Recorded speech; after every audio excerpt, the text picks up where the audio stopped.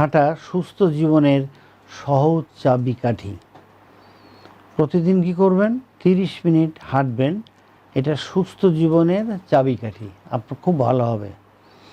আমরা ব্যস্ত জীবনে নানা রকম কাজ নিয়ে সারাদিন চলাচল করি, কিন্তু আমাদের শরীরের যত্ন নেওয়ার সময় আমরা অনেকেই বের করতে পারি না। অথচ প্রতিদিন মাত্র 30 মিনিট হাঁটার অভ্যাস আমাদের শরীর ও মন দুটোকেই সুস্থ রাখতে বড় ভূমিকা রাখবে ইনশাআল্লাহ। এটি এমন একটি অভ্যাস যা বয়স, লিঙ্গ মানে পুরুষ বা মহিলা, ওজন বা শারীরিক গঠন বা সব কিছু উপেক্ষা করে সবাই সহজেই অনুসরণ আপনারা করতে পারেন। সুতরাং আপনারা প্রতিদিন হাঁটবেন। হাঁটলে কি হয়? হাঁটলে ব্লাড সুগার নিয়ন্ত্রণ হয়।